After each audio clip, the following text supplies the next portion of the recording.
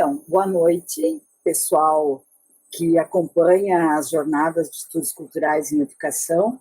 Eu sou a professora Marisa Borrader Costa, muitos de vocês eu acho que já me conhecem, né, de outras jornadas, de trabalhar com os estudos culturais, e eu vou dar as boas-vindas em nome da comissão organizadora para todo mundo que acompanha as nossas jornadas.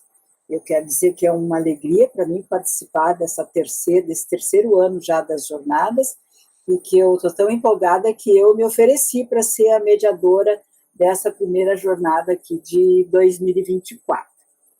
Então, antes de nós começarmos esta sessão, eu quero dizer que nós contamos hoje com a colaboração das intérpretes de Libras, da Cíntia Viviane de Oliveira e da Rosane da Silva, e que eu me descrevo inicialmente para aqueles participantes com deficiência visual.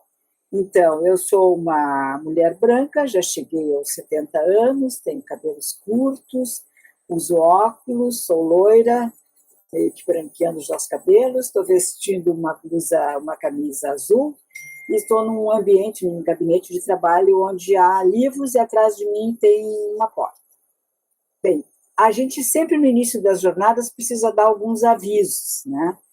Então, porque eles são importantes para as pessoas poderem acompanhar as exposições. Então, as jornadas são gravadas para posterior disponibilização no YouTube, por isso nós solicitamos autorização para a gravação. Se algum participante não quiser que a sua imagem seja veiculada, ele fecha a câmera, por favor.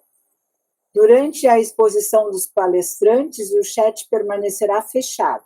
Após, ele será aberto para as perguntas, comentários, discussões, enfim. E aos que preferirem utilizar o microfone, nós pedimos que se inscrevam com a ferramenta do Google Meet de levantar a mão. E nós solicitamos que durante as exposições todos permaneçam com o áudio fechado. A presença de cada participante das jornadas será confirmada pelo formulário de avaliação, e esse formulário será disponibilizado durante o encontro e ficará aberto até às 23 horas e 59 minutos da noite de hoje. Para receber o certificado, você já sabe, de 40 horas, né, é preciso participar no mínimo de 5 jornadas. Nós lembramos que os materiais de apoio e os textos de referência, eles estão sempre disponibilizados no site, junto à programação, e isso acontece aproximadamente uns 15 dias antes de cada jornada. Então, que tenhamos uma ótima jornada hoje. Bem, como esta é a primeira jornada de estudos culturais em educação do ano de 2024, e como há novos participantes, nós consideramos ser adequado apresentar um brevíssimo histórico das jornadas. Não se assustem que ele vai ser curtinho. Bem, então as jornadas dos estudos culturais em educação são fruto do trabalho de uma equipe de pesquisadores e pesquisadoras vinculados hoje a várias instituições, onde há grupos que praticam estudos culturais em educação no Brasil. Elas iniciaram em 2022. Como foi nosso propósito inicial, as jornadas se tornaram um espaço contínuo para o debate de ideias, de teorizações, de pesquisas e produções vinculadas a esse campo. Iniciaram como uma proposta dos grupos aqui do Sul, mas eles hoje já se expandiram bastante, já temos integrantes na própria comissão organizadora de outros estados e instituições.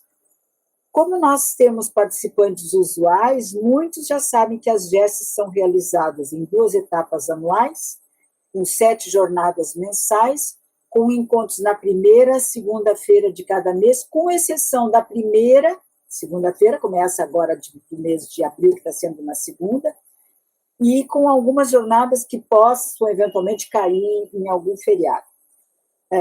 A etapa 1, elas compreendem duas etapas, então a etapa 1 é no mês de abril mais junho, e a etapa 2 nos meses de agosto, setembro, outubro, novembro.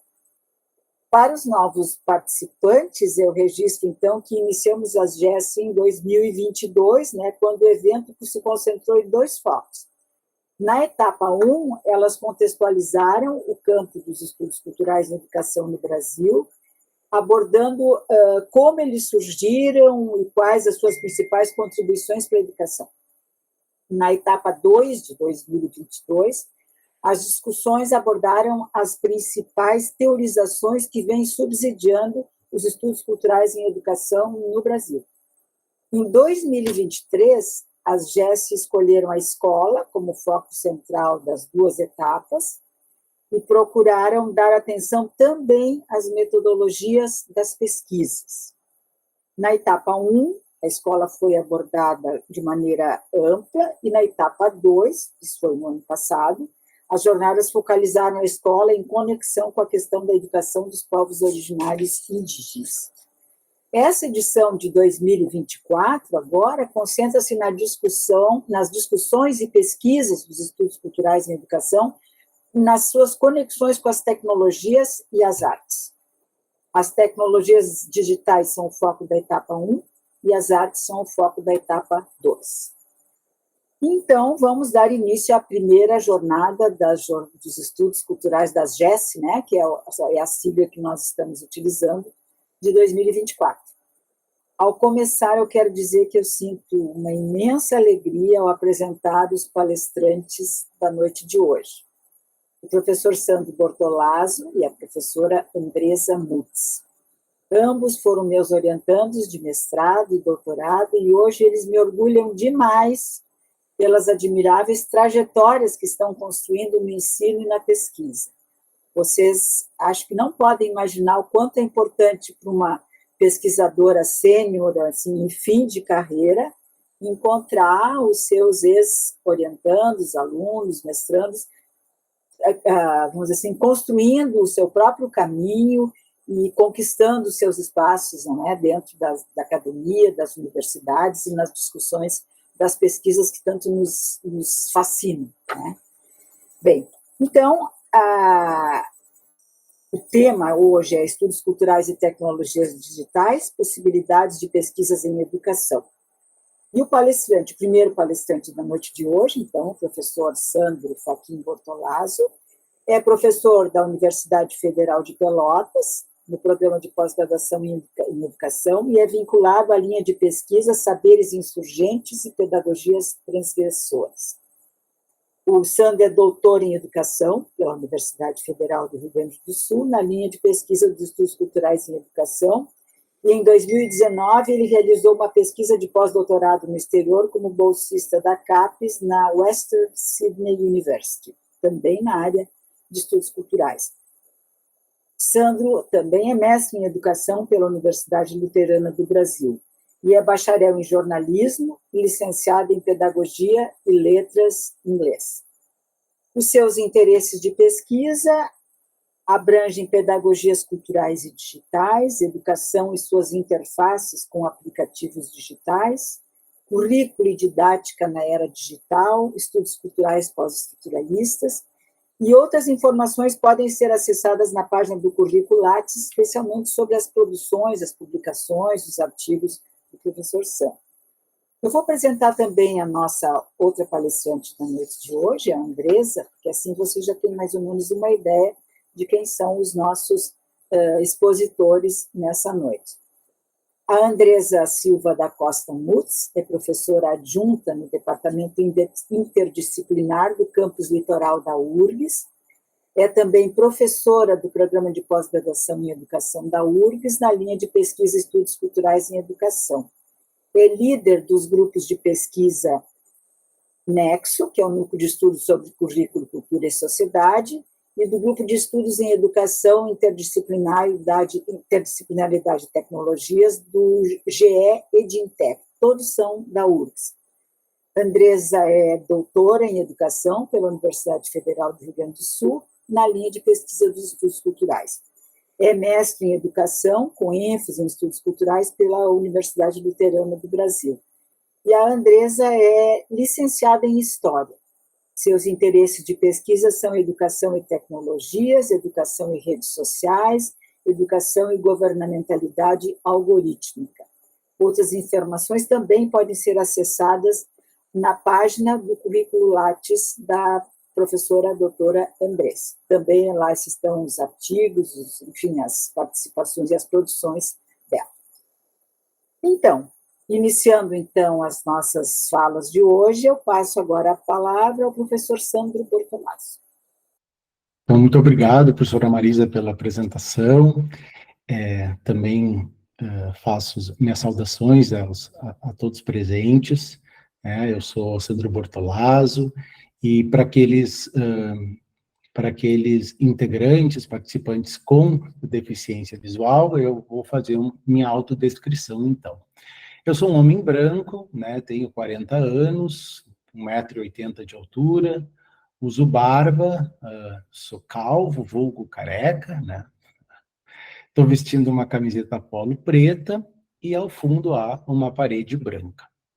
Então, em parceria com a professora Andressa Mutz, eu preparei essa apresentação de acordo com o tema da jornada, que é os estudos culturais e tecnologias digitais, possibilidades de pesquisas, né, em educação. E eu vou abordar de forma mais ampla, assim, e conceitual, algumas questões relacionadas aos estudos culturais em educação, plataformas e tecnologias digitais. E, em seguida, a colega Andressa ela vai explorar procedimentos mais metodológicos das pesquisas que ela está orientando nessa área, né? E também de pesquisas realizadas aí no campo dos estudos culturais do PPG da URGS, e também ela vem acompanhando, né, algumas pesquisas de colegas aí do PPG e da UBRA, que também tratam da mesma temática. Então, na agenda, trouxe aqui na minha apresentação muitas imagens assim produzidas por inteligência artificial, porque nessa primeira etapa, né, a inteligência artificial também vai ser um dos pontos, digamos, de destaque, de apoio e de problematização. Então, num primeiro momento, quero trazer uma breve introdução dos estudos culturais em educação com as articulações, né, com as tecnologias digitais, plataformas. Em seguida, a ideia é explorar o que tem sido denominado aí por muitos autores de cultura digital, que é um dos meus focos de pesquisa. E, por fim, eu vou trazer as minhas últimas pesquisas no campo das plataformas, em que eu faço uma abordagem, né, com essa ideia de pedagogias digital, ou pedagogias do digital, plataformas e os processos aí de docência. Então, eu venho desenvolvendo pesquisas dentro do campo dos estudos culturais em educação e tecnologias, eu estava fazendo as contas, há pelo menos 15 anos, né? Entre 12 e 15 anos, é muito tempo, assim. E quando eu desenvolvia a pesquisa de doutorado... Sandro, Oi. Nós ficamos sem intérprete. Não sei se não seria... É que agora é a Rosane, a gente está fazendo um comunicado entre nós, porque o chat está fechado, não tem como eu avisar. Tá, deixa eu só perguntar, então, as duas estavam fixadas, automaticamente saiu a fixação, será? A Rosane tinha saído. Bom, vou deixar assim, então vou ficar cuidando. Obrigada. Eu consigo ver a Rosane. Sim, eu ativei ela agora de novo. Não sei se tinha saído, sem aviso. Tá bom. Então, deixa eu voltar aqui. Então, estava falando, né, que eu estou estudando esse campo há pelo menos 15 anos, né? E quando eu desenvolvia a minha pesquisa lá de doutorado em meados de 2011, 2012, eu trabalhei com a emergência do que a gente via, né, nessas narrativas acadêmicas e midiáticas, a emergência da geração digital. E um dos discursos mais reproduzidos era de que as crianças dessa nova geração parecem, assim, já nascer, né, sabendo manusear aparelhos eletrônicos, como tablets, smartphones. E parte desse tipo de discursividade está, sim, atrelada ao uso e o consumo constante que a gente faz dessas tecnologias digitais, não apenas por parte das crianças, mas pela sociedade de forma geral, né? Então, a gente vai percebendo que nós, enquanto sociedade, temos dado às tecnologias digitais uma certa importância. Então, esses mesmos discursos que associam as tecnologias digitais a gente vai percebendo também, né, que há uma emergência desses discursos que associam, sim, as tecnologias digitais a uma educação do e para o futuro, né? Então, por isso que também precisa ser problematizada e investigada. A inserção das tecnologias nos ambientes escolares tem condicionado, inclusive, muitas das práticas pedagógicas para que os recursos digitais sejam utilizados em sala de aula. E boa parte desses discursos vem sendo caracterizados por uma espécie de determinismo tecnológico, né? Ou seja, né, imaginar que as tecnologias automaticamente seriam capazes de produzir certos efeitos, né, em relação a processos de aprendizagem, né, sem considerar os contextos ou mesmo os atores sociais envolvidos. Então, aqui eu trouxe aqui em tela, para problematizar as tecnologias, eu parto sempre aí de um dos nossos incipientes aí nos estudos culturais, o Stuart Hall, com a ideia de que a cultura como um terreno concreto de práticas, representações, línguas e costumes de qualquer sociedade específica. E aí, a partir dessa conceituação, eu vou trazendo alguns questionamentos. Em que medida, né, essas práticas hoje se encontram permeadas pelas tecnologias de base digital? Então, se a gente pensar redes sociais como Facebook, Twitter, Instagram, né, hoje também TikTok e assim por diante, será que esses seriam lugares de representação?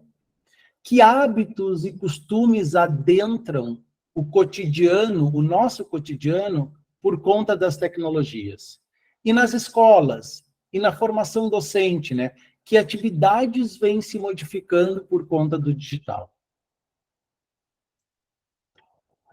Trago um outro autor, né, conhecido de nós, Raymond Williams, um dos expoentes dos estudos culturais britânicos, em que ele é enfático ao dizer que a cultura é material, né? Inclusive a Marisa, em vários textos, também utiliza essa ideia da materialidade da cultura, né? Então, a cultura não está circunscrita somente ao campo simbólico, mas vai incluir, assim, a dimensão material, né?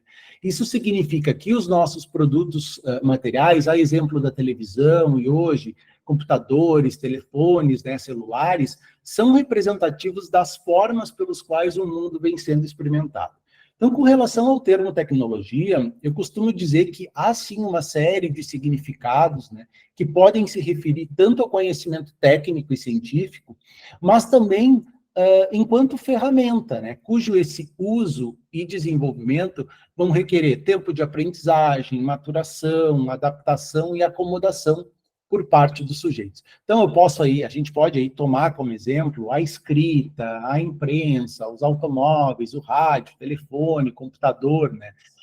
E também é possível, né, estudar a tecnologia como um produto do trabalho, né, no sentido um pouco mais marxista.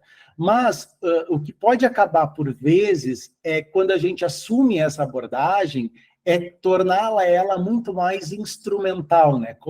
Tomar a tecnologia muito mais como instrumento, e a gente também pode acabar aí reduzindo outros sentidos possíveis. Mas aí há uma série de significados e formas pelos quais a gente pode trabalhar com a questão da tecnologia. Bom, o final do século XIX e início do século XX assistiu, sim, a um crescente desenvolvimento de produtos tecnológicos, muitos deles auxiliando no gerenciamento de uma quantidade cada vez maior e mais complexa de informações, né? Eu gosto de pensar bem em exemplos, então a gente vai pensando, né, bom, a gente tinha calculadoras, caixas registradoras, sistemas de arquivamento, máquinas de escrever. Cada um desses equipamentos, ele respondeu às necessidades de um sistema, né, de fato, um sistema já capitalista da época. As tabulações, por exemplo, elas foram desenvolvidas aí em resposta a um dos efeitos da industrialização, né, que foi o movimento migratório migratório populacional das comunidades agrárias para os centros urbanos. Então, historicamente, o elemento tecnologia, ele ora é celebrado, né? Ora ele toma algumas formas mais resistentes e críticas. No campo dos estudos culturais, essa visão, digamos assim, crítica e dualista, ela tem origem, não sei se é bem origem, mas ela tem uma certa emergência numa série de ensaios lá do Raymond Williams, que se tornaram os principais argumentos, digamos assim, contra o McLuhan, né, em relação ao determinismo tecnológico, né? Para aqueles que conhecem um pouco da obra do McLuhan, ele enxerga, assim, as tecnologias como extensões dos sentidos. Então, um dos exemplos citados por ele é o da roda, que, especialmente quando a gente quando a roda, né, passou a funcionar com energia, o que acontece? A gente vai transformando a experiência de viagem, transformando a ideia de velocidade da relação do corpo com o tempo e com o espaço. Então, o Raymond Williams foi um dos críticos do McLuhan, né, e ele disse que, bom, o que as tecnologias arranjam são avanços e práticas já existentes e nos quais determinados grupos sociais enxergam como importantes ou necessários. Então, na visão do Williams, né, algo que a gente adere, né, é que o progresso tecnológico ele é, sobretudo, sociológico também. E uma questão importante a ser considerada é de que as tecnologias, de fato, elas não são, assim, coadjuvantes em relação às questões culturais, né, mas elementos centrais, elementos de centralidade, né, utilizar a própria ideia da centralidade aí da cultura do rol também. Então, as tecnologias hoje, vistas aqui do ponto de vista dos estudos culturais, não são, né, acessórios periféricos para os analistas, mas elementos onipresentes. Eu costumo utilizar aí o Martin Lister e os pesquisadores que fazem os trabalhos junto com ele, em dizer que toda a cultura é, sim, tecnológica. Vamos avançar. E quanto ao digital? Então, já que estou trazendo algumas questões sobre tecnologias digitais. A transformação de algo digital digamos assim, é um processo bem complexo, mas, resumindo, a transformação de algo em digital se refere a esse processo técnico em que um determinado conjunto de dados, aí a gente pode pegar esses dados como se fossem imagens, textos, músicas ou vídeos, eles vão sendo modificados por códigos binários. Então, se a gente pega o exemplo de um computador, ele opera por sistema binário, né? Então, até antes de iniciar a jornada aqui, a professora Marisa estava conversando e comentando a respeito do filme lá do Oppenheimer, né? E isso tem muita base para o próprio sistema digital, né? É também ali naquele período de guerras que o digital vai emergir. Então, é no período ali de entre guerras, e principalmente da Segunda Guerra Mundial, que esse modelo binário da computação, ele passou a assumir a forma do digital. Uma das teorias, eu coloquei aqui na tela também, que surge nesse período, foi a cibernética, quando inventaram lá o que se chama de previsor antiaéreo, né? O aparelho, esse previsor antiaéreo, recebia dados de localização, como, por exemplo, sinais de um radar rastreando um avião, e ele retornava possíveis rotas desse mesmo avião. Essas estatísticas, ou seja, essas informações que chegavam, elas encontravam determinados padrões, e esses padrões é que eram utilizados para diversas finalidades. Uma delas foi a própria de posicionar as artilharias de guerra. Então, foi dentro desse contexto do homem interligado às máquinas, né, e dessas necessidades surgidas na guerra, que se propiciou um ambiente aí para o desenvolvimento do digital. Então, a cibernética, se nós pensarmos, ela inclusive precede algumas tecnologias recentes, como é o caso da Siri, né, do iPhone, e da Alexa, que vocês já devem ter ouvido falar. Tá. Então, computadores, já estou me aproximando do final da minha primeira parte, né? Eu separei essa apresentação em 3 partes. Então, os computadores e telefones celulares, hoje, com acesso à internet, eles se transformaram em ferramentas indispensáveis a inúmeras atividades, né? Acho que ninguém pensa assim, em ter ainda que ir a banco para pagar alguma conta, né? Embora muitas vezes seja preciso, porque a tecnologia também nos traz alguns probleminhas, mas pagamento de contas, transferência bancária, comunicação instantânea, compra, entretenimento e lazer, muitas atividades, né, informativas, acesso a notícias, estudo, acho que estou indo rápido, né? Vou mais devagar. Tudo isso tem sido permitido, por esse acesso às tecnologias digitais.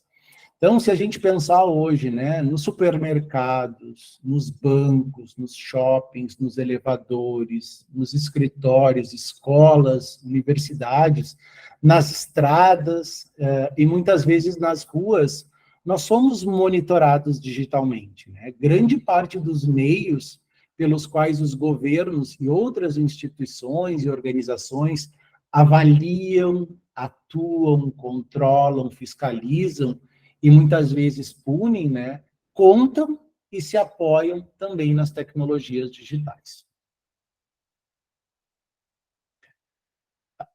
Então, agora eu passo para a segunda parte, só trouxe um apanhado assim, de algumas relações entre os estudos culturais em educação e as tecnologias digitais. Então, pensar a ideia de cultura digital, né? A princípio, esse termo ele parece paradoxal, né? Como que a gente vai relacionar os procedimentos computacionais, matemáticos e da engenharia com aspectos culturais, né? Então, para analisar a cultura digital, ou isso que se chama de cultura digital, é preciso levar em consideração algo que eu leio há muito tempo, assim, que é a ideia de que as tecnologias, elas estão imbricadas às práticas de cada sociedade, sendo este um dos aspectos adjacentes do próprio campo dos estudos culturais, né? A cultura, aí eu trago uma expressão, né? A cultura é vista como a soma de todos os processos que vão definindo e que vão configurando as formas como vivemos nossas vidas. Quando eu falo assim, bom, formas como vivemos as nossas vidas. Hoje, essas formas, as formas como nós conduzimos nossas vidas, se encontram atravessadas por artefatos e plataformas digitais, né? Acho que sim, muitas das nossas atividades diárias, se encontram atravessadas por artefatos e plataformas digitais. Então, dessa forma, talvez seria possível pensar essa ideia de cultura digital a partir de um conjunto de elementos, materialidades, sistemas que são sistemas de significação e comunicação, que, de certa forma, vão distinguir esse modo de vida contemporâneo de outros do passado, ou de outros modos distintos. Então, eu trago aqui, a partir do Lister, também, essa conceituação, né? Contextualmente, né, o que a gente pode dizer? A gente pode dizer que os elementos materiais dessa cultura digital, eles estão expressos na multiplicação de redes, mídias sociais e aplicativos para smartphones, né, que de alguma forma modulam, orientam certas formas de interação. No compartilhamento de textos que a gente faz diariamente, vídeos, áudios ou fotografias, tudo isso é alusivo também a uma cultura digital. A própria ideia aí, né, pessoal, do uso de emojis ou de memes para ilustrar a comunicação, né? Isso também é um representativo da cultura digital. No fenômeno das selfies hoje, enquanto uma prática de exposição, no que a gente chama de computação em nuvem, onde tudo está salvo, né, no que a gente chama de nuvem, na internet das coisas, ou seja, né, os nossos relógios estão se comunicando com a geladeira, que se comunica com o ar-condicionado, e assim por diante. Então, a cultura digital também vai compreender essas empresas de tecnologia. Então, a gente tem aí Microsoft, Apple, Sony, Amazon, Netflix, Uber, Spotify, entre tantas outras, que me parecem despontar hoje como modelos de negócio do século XXI. Tá? Então, sob a guarida do digital, não estão localizados apenas possibilidades e potencialidades conferidas às tecnologias, mas aí estão relações sociais, pensamentos, subjetividades e aprendizagens que vão sendo incorporadas com o uso dessas tecnologias, né?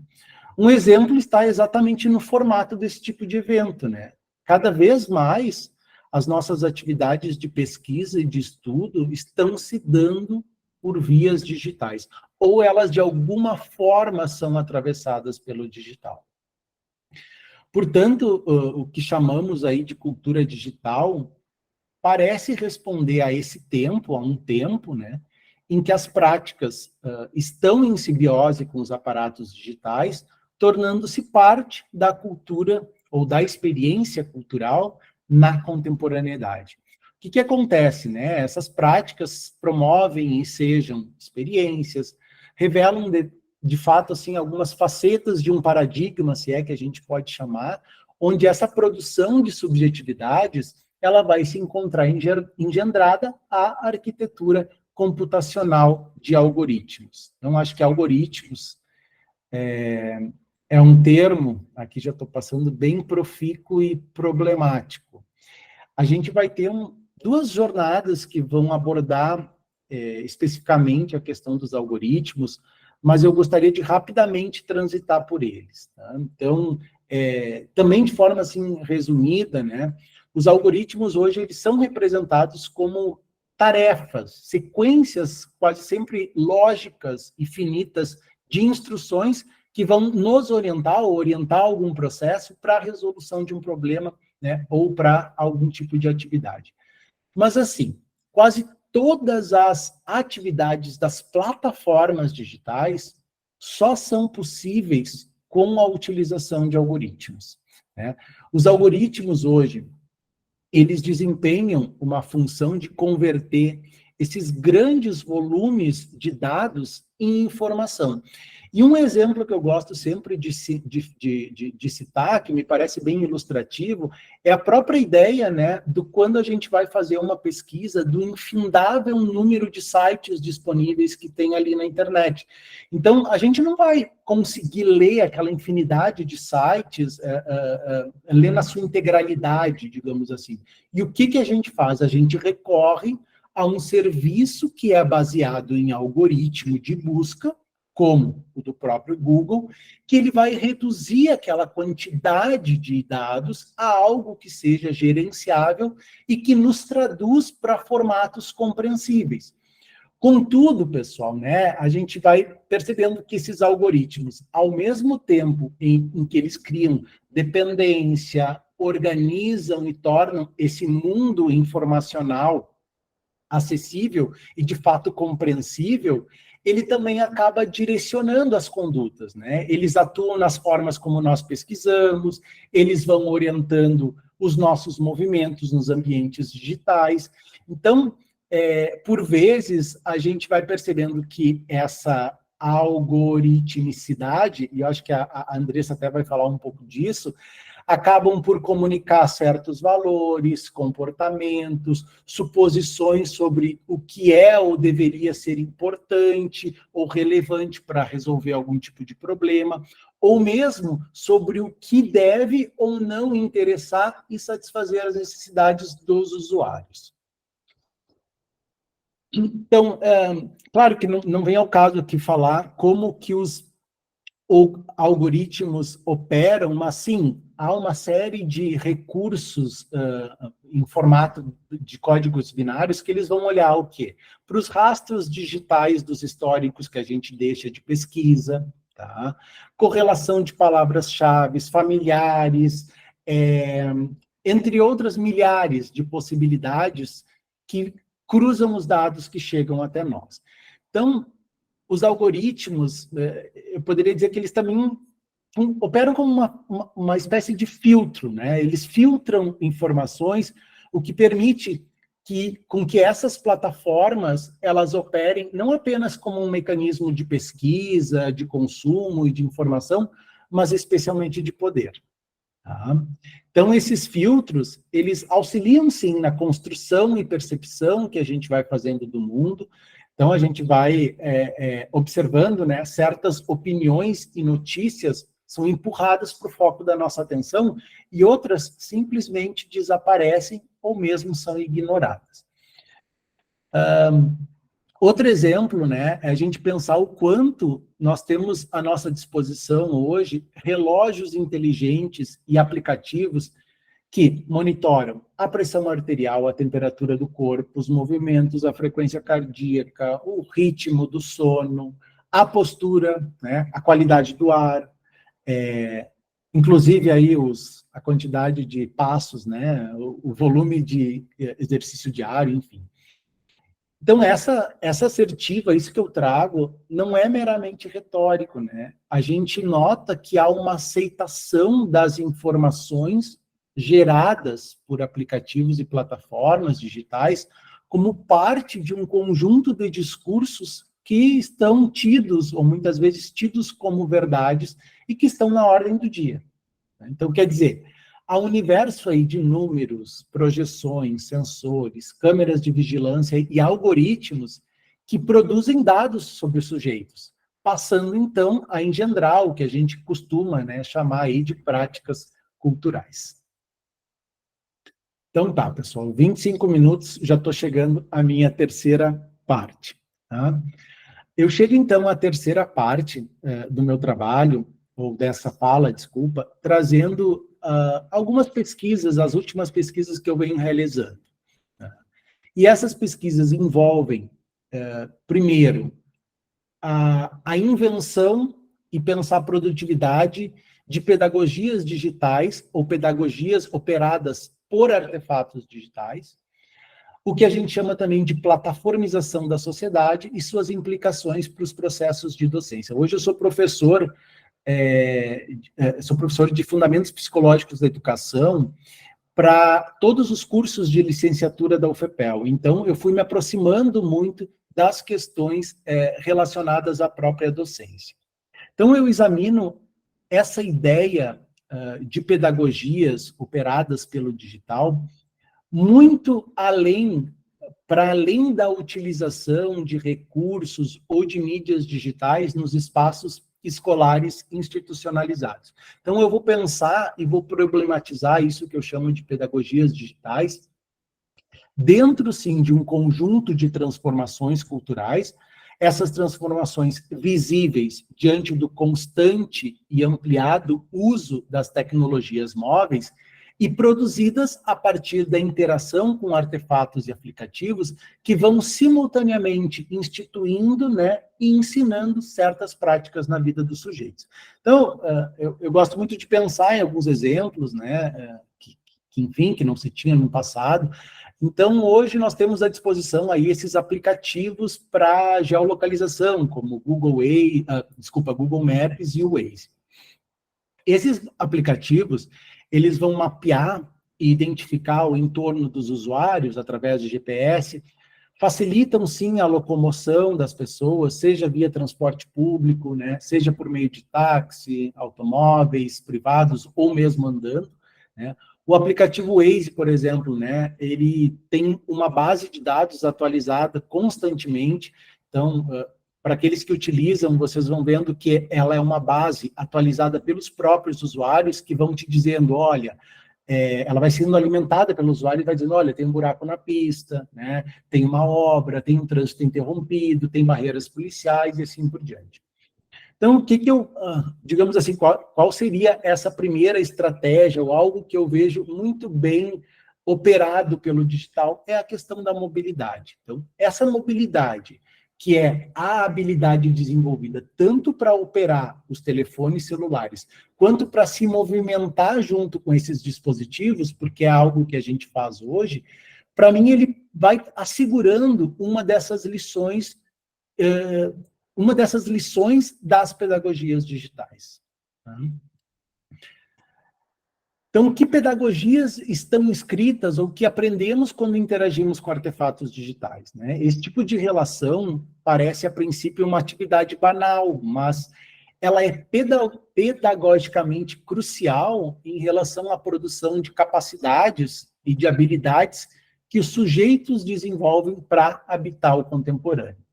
Então, eu vou trabalhando assim, com a ideia de pedagogia digital relacionada às novas maneiras de experimentar o mundo, aos novos modos como esses aplicativos vêm alterando as práticas de sociabilidade, né? Hoje nós estamos aqui diante de um tipo de uma nova prática de sociabilidade, inclusive aquelas dos processos de formação e de educação. Então, eu opero a partir dessa ideia aí das pedagogias digitais, examinando como as plataformas digitais têm transformado a própria docência. Então, acho que muitos de vocês já devem ter ouvido falar, provavelmente, esse grupo de pesquisadores tem escrito bastante coisa, e muita coisa tem sido traduzida aqui para o Brasil, que é o Van Dijk, Paul e De Waal, né, são professores lá da Universidade de Amsterdã e de Toronto, que eles acionam o conceito de plataformização da sociedade, né, eles chamam de Platform Society, e a gente traz essa tradução como plataformização da sociedade. Então, o que esses autores vão dizer? Eles sugerem que inúmeras atividades hoje estão atreladas às plataformas, e essas plataformas operam como se fosse um ecossistema conectado que organizam rotinas e que vão conduzindo os sujeitos com o auxílio de aplicativos digitais, né? Então, segundo eles, as Big Techs, ou Big Fives, eu até diria que são muito mais do que 5, né? As 5 techs, as 5 empresas de tecnologia maiores aí, compreendendo Google, Apple, Facebook, Amazon e Microsoft, né? São as empresas que primordialmente estabelecem essa base da infraestrutura para o ecossistema de plataformas, no qual outras plataformas e aplicativos vão se conectando. E a gente sabe, né, que os serviços fornecidos por essas plataformas abrangem uma gama de coisas, né? Desde navegadores e serviços de computação em nuvem, publicidade, né, sistemas de pagamento, identificação de potenciais usuários, transporte, enfim. Então, vamos lá. Os achados iniciais da pesquisa, que ainda estão em andamento, tá, pessoal? Me apontam inicialmente para 3 modos de operação das pedagogias digitais sobre os processos de docência. Um primeiro elemento é o do trabalho ininterrupto, que não é só da profissão docente, enfim, depois eu vou falar um pouco mais sobre ele. Um outro achado é que, por conta da imersão das plataformas, tem sido exigido, por parte dos docentes, certa dose de exposição e muita interação, tá, junto às redes, e ainda dentro desse contexto de adaptação ao digital, a formação docente, e quando eu falo de formação docente, é tanto inicial quanto continuada, ela vem sendo cada vez mais individualizada. E é claro que eu trago o elemento da individualização a partir, sim, de uma racionalidade neoliberal, né, refinada nos investimentos em material tecnológico. Então, espera-se dos docentes certa competência tecnológica quanto aos usos das plataformas e dos recursos digitais, o que produz movimentos que interferem e moldam as relações com o ensino, com a aprendizagem, com o próprio trabalho e a profissão docente. Então, o meu primeiro achado, que estou trazendo a ideia do trabalho ininterrupto. Tá? Eu utilizo o trabalho ininterrupto como uma categoria analítica e vou compreendendo muitas das dinâmicas laboriais que são instituídas pelas próprias plataformas, né? A forma como o trabalho é organizado nessas plataformas digitais, então a gente vai pensando, né, a própria precarização, o entrelaçamento e a ausência de uma rede de proteção trabalhista e social, vai produzindo, sim, trabalhadores e trabalhadoras que me parecem não dispor da interrupção ou do seu descanso. Tá? Claro que essa prerrogativa não é exclusividade da atividade docente, mas ela se estende aos seus domínios. Então, seria possível afirmar que hoje o trabalho docente, né, ele é contínuo, revelando-se pelo fato de que essas nossas obrigações profissionais não apresentam tendência a se encerrar com o término das atividades em sala de aula. Mas, para aí, eu sei que a atividade docente nunca findou com o término das atividades em sala de aula, mas com as plataformas digitais, o que eu gostaria de ressaltar é que a docência se intensificou e parece ter sido alocada a um ritmo ainda mais constante de trabalho. Então, isso pode ser evidenciado, por exemplo, e aí trago a minha experiência, e provavelmente de todos os outros professores que estão aqui, quando são exigidos de professores que alimentem conteúdos nas plataformas como Moodle, YouTube, a gente precisa responder e-mails ou mensagens via aplicativos como WhatsApp, Instagram, né? Os professores, eles são demandados não apenas a conduzir as atividades lá em sala de aula, mas também a manter um fluxo contínuo de informações e interações via plataformas, né? Com os estudantes, às vezes estendendo-se, né, a uma comunicação com a administração escolar, universitária, com pais, com colegas de trabalho, com a direção escolar, e assim por diante, continuamente. Então, a flexibilização e adaptação dessas jornadas de trabalho dos docentes, embora superficialmente promissora, né, em termos de liberdade, versatilidade, frequentemente se traduz em uma realidade distinta, né? Os profissionais inseridos nesses regimes intensos de trabalho enfrentamos, né, horários irregulares e imprevisíveis, impondo desafios ao nosso planejamento pessoal e à própria estabilidade financeira e emocional. Então, a imersão dos docentes nas plataformas e a adoção do trabalho ininterrupto me parecem que vêm sendo exigidos, amplamente exigidos, já que se espera dos docentes um desempenho otimizado, muito catalisado, sim, por essa cultura da performatividade, que é um dos fenômenos aí da racionalidade neoliberal ou de todo o neoliberalismo. Um segundo achado, na minha pesquisa, né, se encontra atrelada à ideia da exposição. Hoje, não basta nós estarmos apenas conectados às plataformas e os aplicativos. É preciso interagir, participar, assumir uma posição diante dos fatos, das fotografias, das notícias, dos vídeos. Quer dizer, para a gente fazer parte desse universo digital, que é móvel, é sim necessária uma certa dose de exposição. E quanto mais o sujeito se expõe, mais popularidade ganham os aplicativos e, consequentemente, mais chances eles têm de capturar informações a respeito dos usuários. Então, a exposição nesse sentido, é óbvio, é uma estratégia igualmente comercial para que os sujeitos sejam interpretados e suscetíveis de serem tomados pelas pedagogias digitais, ou pelas pedagogias operadas pelo digital.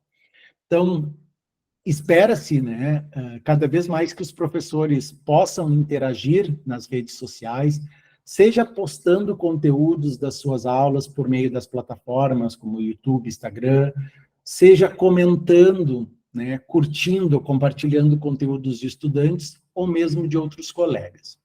Então, pessoal, algo que passa muito também pela ideia da privacidade, né, que eu tenho enfrentado, e imagino que alguns professores também, é a situação de que a gente está numa sala de aula, um estudante tira uma foto, faz um vídeo do conteúdo, ou publica uma foto da turma, né, sem pretensão nenhuma. Muitas vezes, nós docentes, ao sermos marcados nas fotos, é como se houvesse uma obrigação de compartilhar, já que hoje, né, o ser um bom professor passa, ou de alguma forma vem sendo atravessado por essa lógica de fazer parte do universo das plataformas. Tá? Acho que a Andressa até vai falar disso posteriormente, porque ela vai trabalhar com um dos fenômenos, hoje em dia, que são os edutubers. Né? Então, hoje, se a gente olhar para os edutubers estão sendo tomados como os especialistas em educação. Não porque eles são especialistas de fato, mas porque eles têm maior número de visualizações. Né? Os conteúdos deles são mais acessados, com mais intensidade, digamos assim, com mais números. Minha terceira estratégia, ou terceira parte, já estou me aproximando do final, pessoal, é que a própria ideia de uma formação docente inicial e continuada, ela vem sendo operada cada vez de forma mais individual e muitas vezes mediada pelas telas. Há uma sinalização, uma promessa de oportunizar, né, formas aí de aprendizagens adaptadas ao ritmo e à disponibilidade de tempo de cada um, né? Isso eu sei que também não é uma prerrogativa da profissão docente, isso também se aplica a muitas outras profissões. Mas se nós pegarmos, né, os próprios cursos à distância, que cresceram exponencialmente depois aí do período pandêmico, e muitos aplicativos que endereçam um tipo de aprendizagem ao estilo móvel, individualizada, ela vem sendo particularmente enaltecida em uma lógica neoliberal que identifica os sujeitos como responsáveis, sim, pela própria formação e capazes aí de potencializar habilidades e competências, né? Essa assertiva se assemelha muito, né, ao que o Foucault lá denominou do empresário de si. Então, os docentes, eles muitas vezes hoje são convocados a participar de cursos online e de treinamentos, e isso também não deixa de ser uma forma de se adaptar a um tipo de flexibilização e de formação individualizada, né? A formação hoje, essa que eu estou trazendo aqui, pessoal, não está mais restrita, digamos assim, ao ambiente esse educacional institucionalizado. Tá? Ela está esprairada nessas plataformas digitais e dispersa nos inúmeros aplicativos e os cursos à distância que nos oferecem diariamente, né? Então, um tipo de formação de curto prazo, e eu me lembro até uma das falas, em um dos livros do Bauman, que ele traz isso, né? Então, esse tipo de formação profissional, de curto prazo, alinhada às demandas do mercado e frequentemente adquirida por meio de cursos flexíveis, que vão confiar, sim, no estudante ser um autodidata, ele tem recebido, né, maior destaque em comparação com uma abordagem mais tradicional aí de formação. Eu acho que o Bauman dizia, né, que a bagagem de conhecimentos hoje não é tão importante, né? O que é importante é que você consiga se atualizar cada vez e de forma cada vez mais constante. Tá, pessoal? Então, algumas considerações aqui, né, dessas minhas pesquisas. Então, esses artefatos, como celulares, né, e computadores pessoais, tablets, eles têm sido elementos materiais que atuam, sim, na produção de subjetividades, já que eles vão compondo novas formas de habitar e de se relacionar com o mundo. Além disso, essa integração e habilidade em operar os produtos digitais são características esperadas dos sujeitos do presente, e eu incluo aqui nós, professores, há uma espécie de imperativo, né? Uma condição de vida nessas sociedades contemporâneas. Então, os discursos que envolvem o digital, a gente vai percebendo que eles aparecem quase sempre na vanguarda disso, da inovação, né? Com perspectivas, muitas vezes, ou na maioria das vezes, sempre positivas, né? E progressistas, de um futuro melhor. Então, é por conta disso, da positividade das tecnologias, é que elas precisam ser cada vez mais estudadas e problematizadas. Era isso. Muito obrigado. Aqui eu estou deixando também algumas referências, e agora eu passo a palavra à professora Andressa, ou também passo a palavra à professora Maria. Obrigado. Sandro, muito obrigada por essa beleza de exposição, tão estimulante, tão esclarecedora, mas tão estimulante também. E eu vou aproveitar agora essa transição entre uma fala e outra para rapidamente lembrar o Ziraldo, né? Aquele artista que criou, valorizou e defendeu como poucos a cultura da imagem na nossa sociedade, cujo traço esboçou alguma das imagens ícones da nossa cultura, especialmente a partir dos seus quadrinhos e dos seus cartoons. Mas Ziraldo deve ser homenageado porque foi um artista genial e simples, né? Que sempre defendeu direitos humanos e o direito às diferenças, e eu acho que essas são questões que sempre, ao longo dos anos, têm sido muito caras, né, para os pesquisadores dos estudos culturais. E, por esse motivo, nós queremos lembrar o Ziraldo e nós vamos compartilhar, eu acho que no chat, a Vivi vai fazer isso, uma cartilha de direitos humanos que eu recebi hoje, né, pela internet, e que ele produziu para o Ministério da Educação e a Unesco lá nos anos 2008.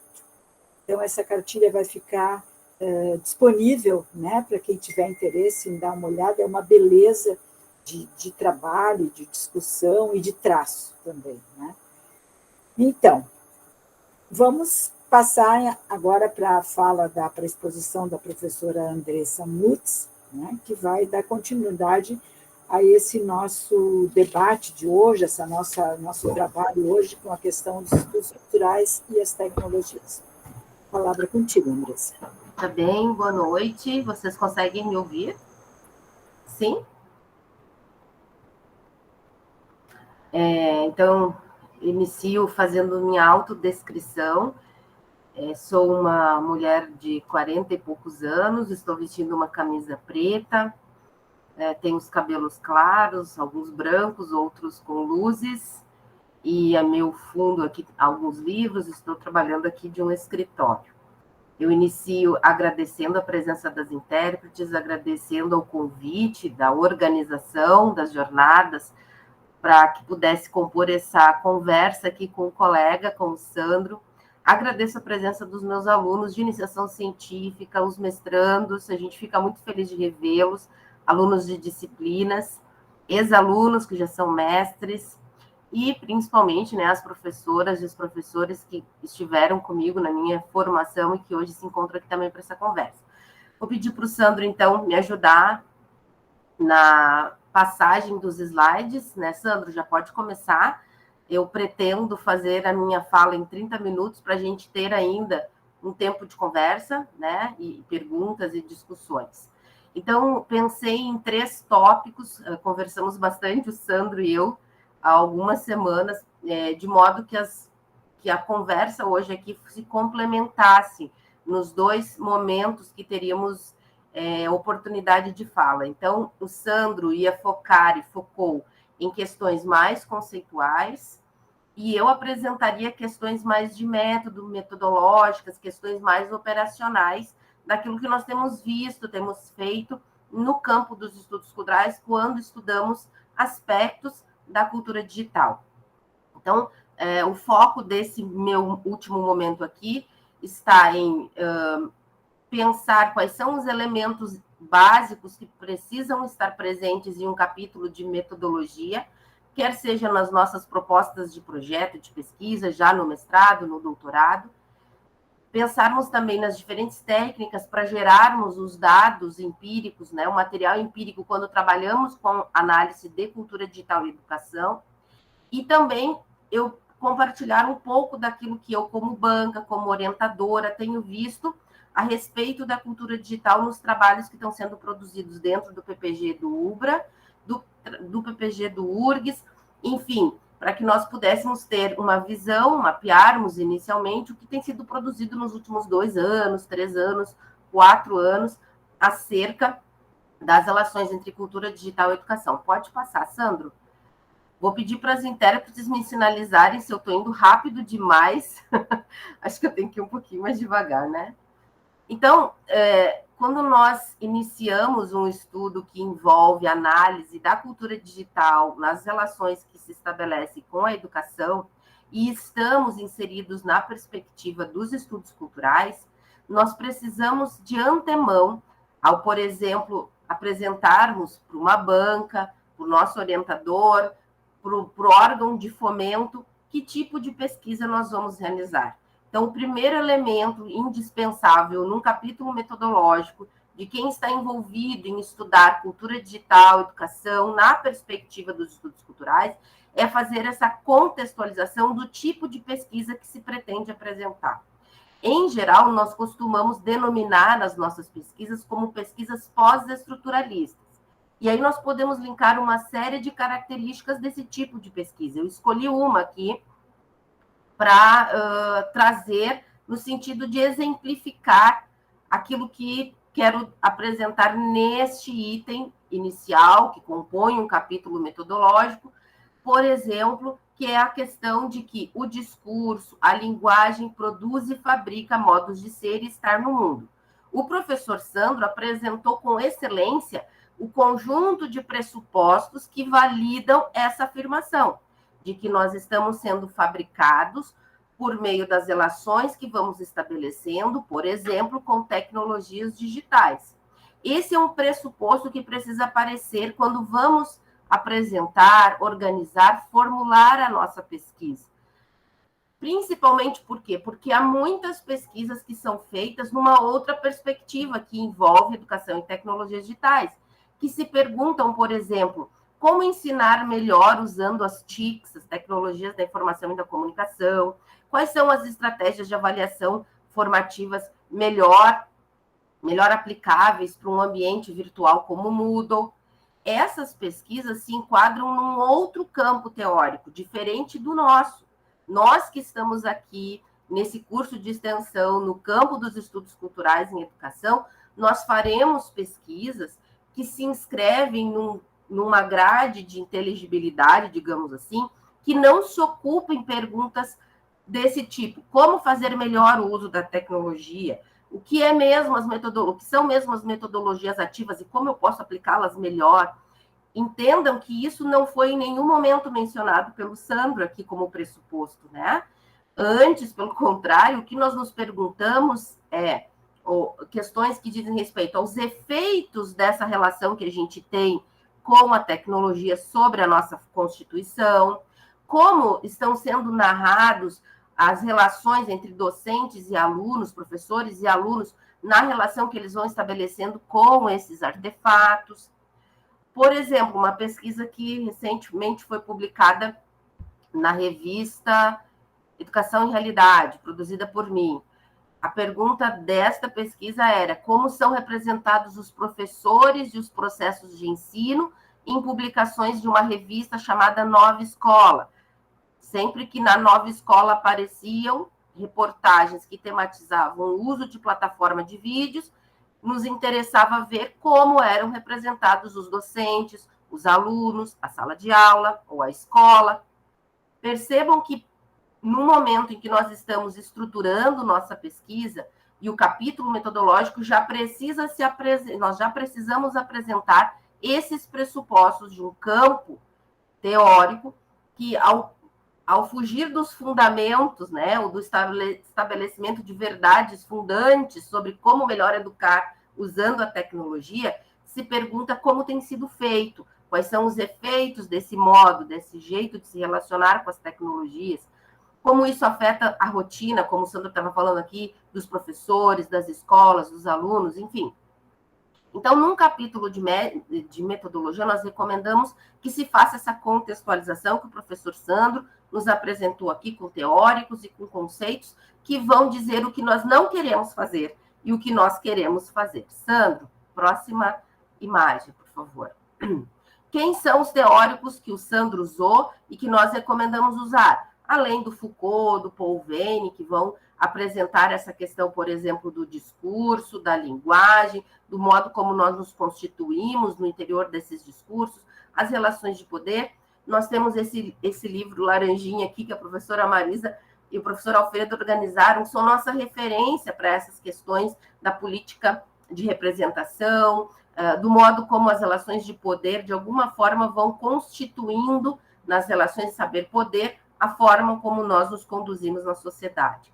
E, mais recentemente, nós temos 4 e-books que nós precisamos recomendar aqui, que são produzidos desde o campo dos estudos culturais, Rastros do Neoliberalismo no Campo da Educação, o e-book da Pimenta Cultural, produzido pela professora Fernanda Vander e seus orientandos, a pedagogias fora e dentro da escola, a professora Viviane Camusato, que está aqui, estratégias biopolíticas do hoje, a produção de sujeitos, aí são relações entre tecnologias e saúde, Liara, a professora Cristiane Famer Rocha e eu, e outros, né? E o que são os estudos culturais hoje, que é um conjunto de textos que nos posicionam internacionalmente, que nos fazem entender os estudos culturais internacionalmente. Esse conjunto de textos aqui balizam essa primeira etapa do capítulo de método, quando nós queremos apresentar uma pesquisa no campo dos estudos culturais que tematizam as tecnologias, na perspectiva em que a gente se encontra. Sandro, por favor. Um segundo elemento que a gente precisa anunciar diz respeito aos materiais empíricos que nós vamos utilizar na nossa pesquisa. Aqui é o momento em que a gente anuncia, a gente descreve, a gente justifica os materiais empíricos. Eu trouxe um exemplo aqui. No caso da pesquisa em que eu trabalhei com a Nova Escola, eu fiz uma descrição do que é a Nova Escola, como ela migrou para o digital, quem é que detém, digamos assim, né, essa publicação neste formato. Aqui a gente usa gráficos, tabelas, para ir compondo esse conjunto de material empírico que vai servir de primeiro instrumento de pesquisa. Não necessariamente esse vai ser o corpus de análise, é muito importante a gente diferenciar. E eu faço uma explicação sobre isso. Pode passar, Sandro. No campo digital, há muitas coisas que se repetem, né? Então, quando a gente faz a pesquisa em geral com documentos na internet, a gente coloca palavras-chave, não é? E as revistas, os buscadores, eles colocam também palavras-chave que vão facilitar o acesso. E, por vezes, uma mesma matéria vai aparecer para a gente como resultado de busca para diferentes palavras-chave. Então, a gente pode parecer que tem uma montanha de informações, de matérias, de reportagens, mas quando a gente começa a ler e aplicar filtro, nós percebemos que há muita reprodução do mesmo. Então, este material empírico vai se reduzir a um corpus analítico, um corpus de análise um pouco menor, porque efetivamente são esse número mais reduzido, que vai ser o original, ou o primeiro, depois de tanto replicado em diferentes outros lugares, né, no mundo virtual, e a gente vai utilizar para a nossa pesquisa estes, então. Por exemplo, lá a gente tinha 100 e tantas matérias, usando a palavra no buscador edutuber, youtuber da educação, mas a gente ficou com 17 matérias que especialmente falavam sobre como educar usando o YouTube. Então, os títulos das matérias, eles estão pequenos aqui, né? Mas era estratégias criativas que os professores usam para educar à distância. A aula é online, como gerir o tempo. A sala de aula para a internet na pandemia. Como a geração Z aprende. Então, esse conjunto de matérias comporão o nosso corpus de análise. Foi isso que nós fizemos. A gente precisa explicitar, neste momento, nesse conjunto de coisas que nós recolhemos, né? E a internet, as redes sociais, os filmes, enfim, do tipo que for o nosso material empírico, nós precisamos ir fazendo essas descrições, essas sistematizações. Pode passar, Sandro. Um terceiro e último... desculpem. Dicas para esse momento de produção dos dados empíricos aqui, né? Nunca pode faltar, quando é na perspectiva dos estudos culturais, olha eu sendo prescritiva, a Marisa vai comer meu rim depois. A gente não é prescritivo, né? Mas dicas daquilo que não pode faltar, né? Num capítulo de método, quando a gente vai fazer a descrição dos materiais empíricos. Nós temos 3 volumes, que são as nossas referências, de um livro chamado Caminhos Investigativos, que foi organizado pela Marisa, pelo professor Alfredo, teve a contribuição de todos os professores da linha à época, né? E esses 3 volumes dessa coleção, Caminhos Investigativos, transitam por diferentes materiais empíricos e nos dão dicas em diferentes temas que compõem, digamos, o escopo maior dos estudos culturais, que podem nos ajudar a delimitar melhor o nosso material empírico, a fazer escolhas mais assertivas sobre eles. Nós temos usado muito também esse compilado um livro organizado pela professora Marluce Alves Paraíso e a professora Dagmar Meia, que se chama Metodologias de Pesquisas Pós-Críticas em Educação. Então, um conjunto de caminhos metodológicos que se valem de estratégias mais contemporâneas de análise. E aqui se incluem estratégias como a etnografia de tela ou a netnografia, que podem ser complementadas por pesquisadores de outras áreas, como, por exemplo, a professora Raquel Recuero, aqui da comunicação, né, do PPG-Com da URGS, que apresenta modos de operarmos com artefatos culturais digitais. Como nós podemos trabalhar para armazenar, filtrar, do ponto de vista ético, como é que nós nos posicionamos em relação ao conjunto de dados que decorrem desses artefatos midiáticos, culturais, que são atravessados por essa característica que é o suporte digital. Então, são textos que estão, muitos deles disponíveis nas bibliotecas, alguns digitalmente, que podem nos ajudar a fazer uma descrição e escolhas mais assertivas sobre o tipo de material empírico que vai compor o nosso corpus analítico. Por favor, Sandro, agora sim. E, por fim, um terceiro elemento importante nessa etapa em que a gente está descrevendo o nosso capítulo metodológico, quando trabalhamos com cultura digital e educação, diz respeito à estratégia de análise que nós vamos usar, lançar mão para olhar para os materiais empíricos. Em geral, no meu grupo de pesquisa, de alguns colegas que compõem a linha dos estudos culturais, trabalhamos com análise discursiva, alguns com genealogia, mas nós precisamos escolher e apresentar os conceitos e os autores. Se vamos trabalhar com discurso, enunciado, enunciação, precisamos trazer o Foucault, trazer o Paul Veyne, trazer ao Alfredo Vega Neto, a professora Marisa, a professora Rosa, trazermos os interlocutores desses pensadores, que foram os primeiros que nos ensinaram a trabalhar com análise de inspiração Foucaultiana, análise do discurso de inspiração Foucaultiana, para nos ajudar a olhar para os excertos, para as enunciações e para o enunciado, né? Podemos chegar a mapear, a identificar determinados enunciados que compõem, que estão ali em circulação no conjunto de materiais empíricos de uma tese, de uma dissertação. Então, retomando, estamos apaixonados pelo tema da cultura digital. O professor Sandro fez a gente se apaixonar por o modo como a gente se relaciona com celulares, plataformas, enfim, sinto que alguma coisa me incomoda lá na escola, sinto que alguma coisa está me perturbando nessa relação que eu estou tendo, por exemplo, com as redes sociais, ou, por exemplo, com os aplicativos que a escola agora insiste em adquirir para gerenciar as condutas dos alunos, marcação de presença, avaliação. Bom, isso está me incomodando, está me perturbando. Eu vou trabalhar na perspectiva dos estudos culturais. Apresento no meu capítulo de método o tipo de pergunta que eu quero formular para encontrar, então, as minhas respostas. Essa pergunta não passa por questões que envolvam o que é mesmo um ambiente virtual de aprendizagem, como mesmo fazer metodologias ativas funcionarem.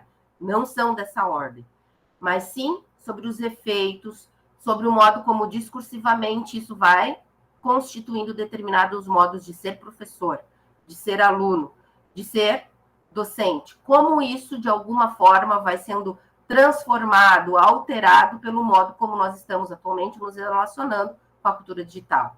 Segundo, nós descrevemos o conjunto de materiais, e há uma diversidade muito grande, já vou chegar lá, de materiais que podem nos ajudar a olhar para esse contexto do digital. O Sandro apresentou alguns, plataformas, programas, aplicativos, nos livros, nesses e-books da Pimenta Cultural que nós lançamos na linha dos estudos culturais recentemente, há uma infinidade de aplicativos sendo analisados, de plataformas, as pesquisas que estão sendo constituídas no nosso campo de pesquisa têm apresentado uma série de aplicativos e plataformas e tematizado a cultura digital nessa perspectiva pós-estruturalista. Por último, nós utilizamos uma grade de análise que vai envolver, por exemplo, a noção, né, de verdade como contingente, de discurso, né, de sujeito como efeito do discurso, enfim.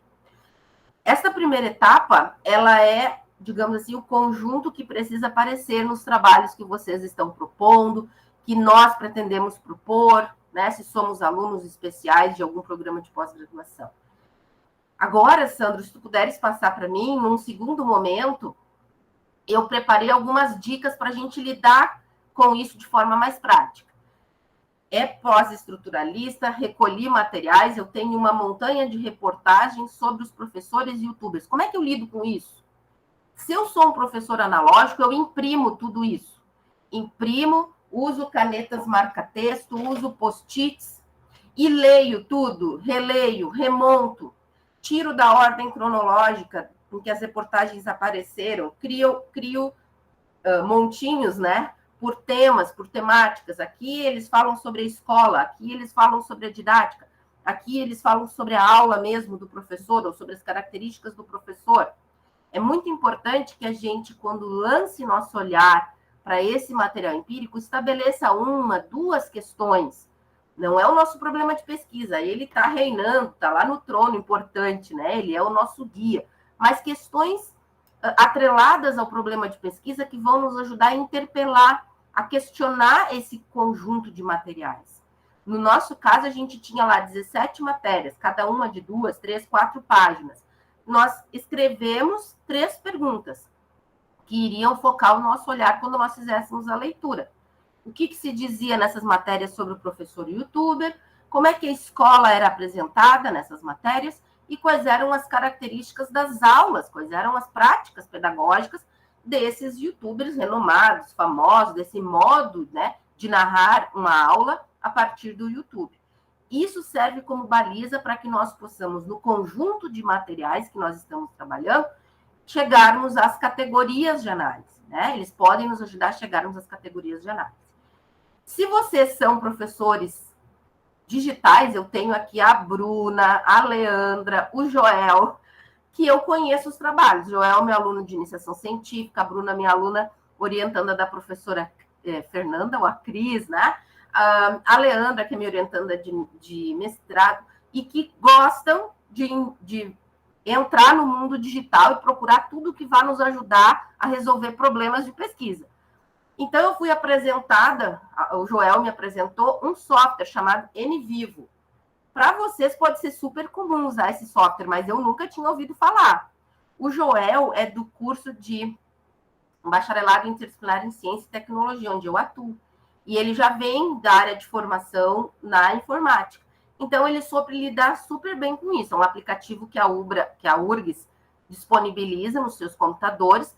E o que ele faz? Por exemplo, nós estamos estudando no projeto atual de iniciação científica as 3 últimas publicações da Unesco sobre tecnologia e educação, ano 21, 22 e 23. A Unesco tem publicado grandes estudos, prescrições a respeito da educação e tecnologia. Cada texto desse tem 250, 500 páginas. O que o Joel fez? Alguns desses textos só estão disponíveis em inglês, outros em espanhol e um só em português. O Joel conseguiu jogar para dentro desse software. Sandro e Joel, me corrijam depois se eu estiver falando errado. Mas joga para dentro desse software, ele traduz e ele começa a mapear as ocorrências. Eu não vou fazer análise de conteúdo em Bardan aqui, mas eu vou pelo menos ter uma noção de todos os momentos, os excertos, onde a Unesco, naquele relatório sobre tecnologias e educação, menciona o trabalho do professor usando tecnologias. Depois eu vou para cada uma dessas citações e vou olhar para o texto original, vou ver o contexto, as imagens, os subtítulos, né? E vou fazer uma análise enunciativa. Mas, num primeiro momento, para conferir certa racionalidade, esse aplicativo, esse software, não é aplicativo, né? Pode nos ajudar bastante. Algumas dicas de quem está trabalhando, né, com essas coisas mais recentemente, que eu gostaria de trazer aqui. Por favor, Sandro, pode passar para a gente o próximo? Enfim, quando nós estamos, então, fazendo a análise efetivamente, que eu acho que é a parte onde todo mundo trava, né? já recolheu todo o material, já apresentou, geralmente a gente apresenta muito bem ali aquele tópico de uma pesquisa pós-estruturalista, e aí a gente trava na análise. A gente precisa voltar para a leitura, né, para os teóricos. E alguns teóricos muito contemporâneos, não dá para a gente, me desculpem se eu disser isso, né, mas não dá para a gente usar apenas Foucault, apenas o Bauman, por exemplo, né? Autores muito contemporâneos que estão escrevendo agora, 2021, 2022, nos ajudam a olhar para algumas coisas do contemporâneo, da cultura digital, e problematizar os achados da nossa pesquisa. Por exemplo, nós estamos estudando agora, em leitura dirigida, a Era do Capitalismo de Vigilância. Foi com ele, apesar das limitações dessa autora, um livro de quase 500 páginas, que nós começamos a prestar atenção na mudança de chave que o Google apresentou. A gente sabe que o Google é o pioneiro, é o maior, mas o que o Google tem de diferente de todos os mais, e aquilo que ele, de alguma forma, inaugura, que Facebook depois contrata, né? É esse tipo de publicidade direcionada. Ele deixa de ser um buscador ali pelo ano 2001, 2002, quando enfrenta o mercado, né, de ações das tecnologias, enfrenta uma certa crise, e ele passa a fazer comércio de predição de comportamento. Eu nunca tinha ouvido essa expressão, mas predição de comportamento é o que o Google faz. E ele dá quase 90%, 95% de certeza para os anunciantes, com base nas informações, né? A UPI é a informação do perfil do usuário, ele dá quase 90%, 95% de certeza de que o comportamento daquele usuário vai ser tal, vai ser aquele, né? Por conta desse acúmulo desse extrato todo, né? Desse conjunto de dados que eles têm. Então, o termo mineração de dados, né? O Google vai inaugurar esse modo de operar. Então, isso importa para nós no campo da educação, né? Predição de comportamento, né? A gente volta lá para o Skinner das teorias de aprendizagem, né? Para a ideia de que seria possível a gente prever o comportamento. Agora a gente tem usado com o professor Sérgio Amadeu Silveira, modular o comportamento, né? Então, essas grandes empresas de tecnologia ganham dinheiro, e muito dinheiro, a partir da venda em leilões desse tipo de predição de comportamento, com base nessa mineração toda, né? Bom, aí tem um conjunto de outros autores, né, como Mercadores de Atenção, do Tihu, que não importa muito para a gente, decorre dessa mudança, dessa virada de chave do Google, né? A nossa atenção é o que produz a matéria-prima das Big Techs, né? Então, de alguma forma, prender a atenção, manter a atenção, é aquilo pelo qual os professores hoje em dia têm lutado, né? Manter a atenção dos alunos, é também o ouro, o minério, né? A riqueza das Big Techs, porque são elas que vão dar conta de produzir, nós, seres humanos, estamos produzindo a matéria-prima que eles vendem, né? A gente se preocupava muito, eu me lembro quando eu era aluna do doutorado com a Marisa, que a publicidade interfere muito no nosso padrão de consumo. E sim, esse é um ponto muito importante que aparece no Google, né? A predição de comportamento de consumo. Mas o que nós não conseguimos estudar plenamente ainda e que está no nosso horizonte recente, futuro, é a predição de comportamento político. É o modo como essas Big Techs interferem nas campanhas políticas, né? Nas escolhas dentro de um país democrático, porque, afinal de contas, se elas estão garantindo, né, por meio desse superávit comportamental ali que decorre da mineração dos dados, quase 100% de certeza, né, da predição do comportamento, então eu posso, de alguma forma, por meio desses filtros bolha, ter quase certeza do padrão de comportamento dos usuários daquele grupo do WhatsApp, daquele que assistem aquele determinado programa, né, dentro do YouTube, enfim, vocês sabem bem do que eu estou falando. Gente, eu acho que o meu tempo já chegou no fim, mas eu ainda tenho algumas coisas.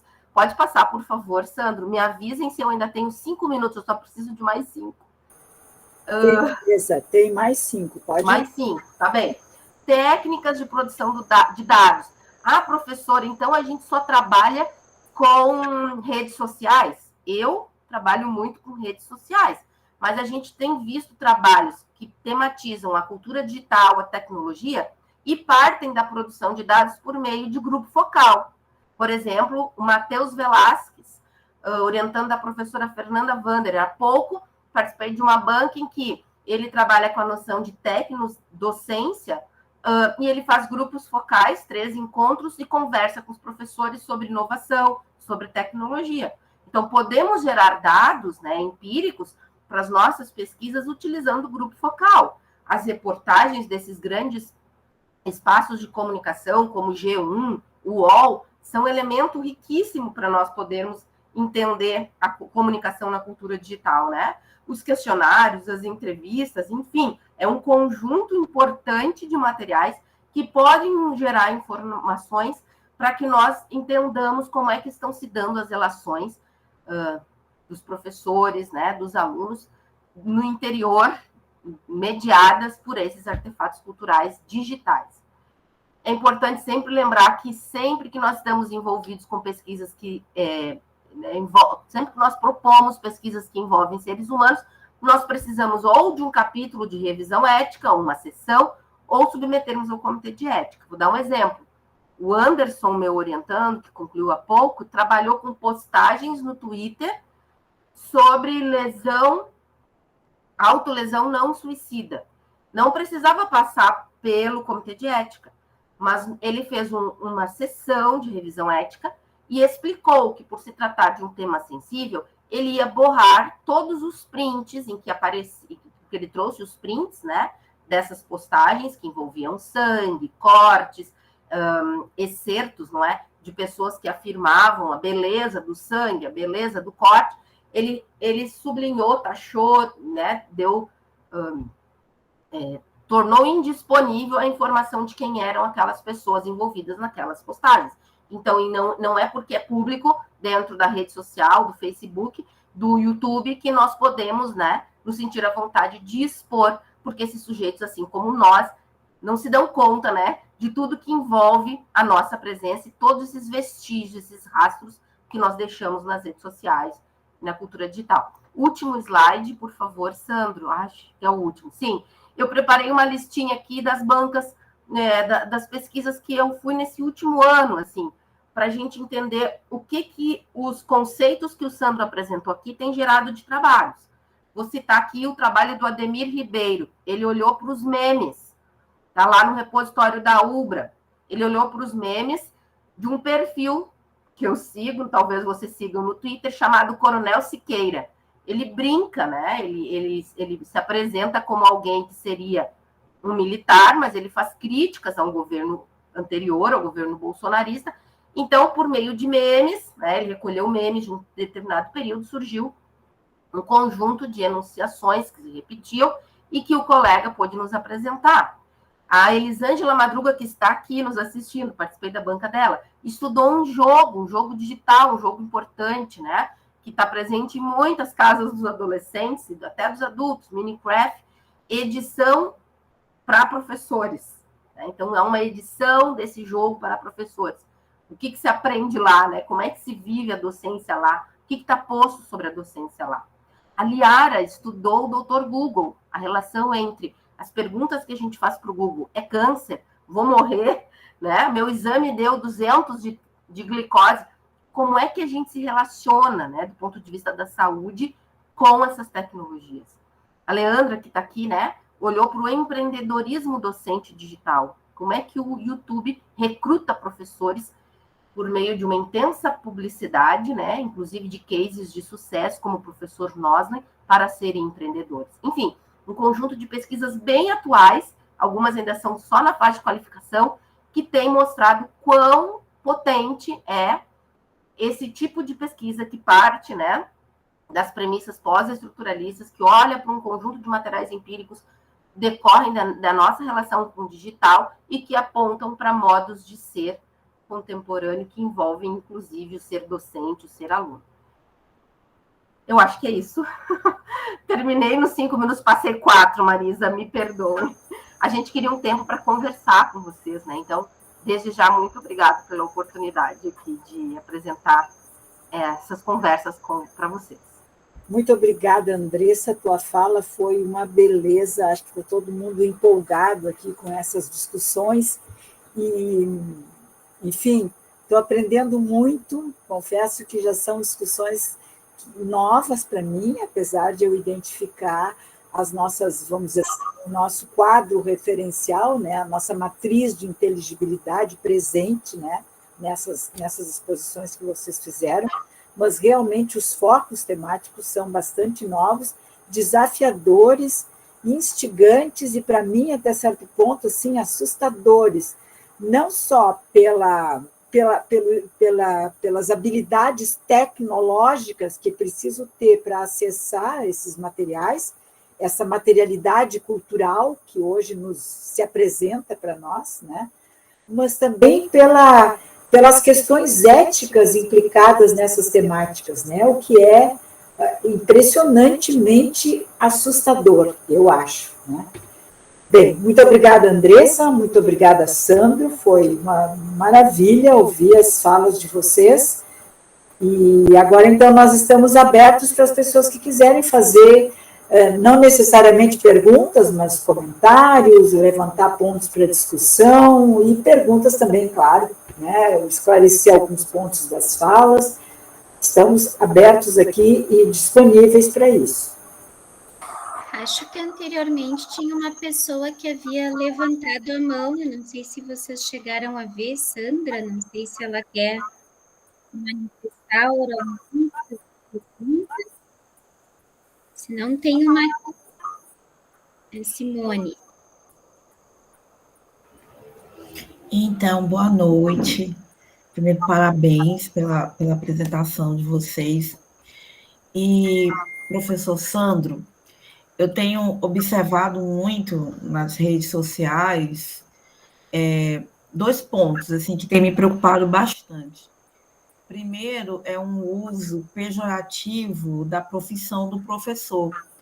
Muitos comediantes, né, muitos stand-ups, usando, né, a situação do trabalho do professor, que bem sabemos é uma situação muito complicada no Brasil, como maneira de ter likes, né, de monetizar, usando essa situação como piada, lotando teatros e ganhando vários seguidores. E o outro também ponto é essa relação de professores vendendo produtos, sabe? Uma aula perfeita, um material perfeito, o ambiente perfeito, como se a solução para a docência e todos os problemas que ela apresenta estivesse nesses recursos. Então, eu vejo isso como algo muito preocupante. E eu gostaria de ouvir, assim, um pouco da opinião de vocês, como é que vocês têm visto isso.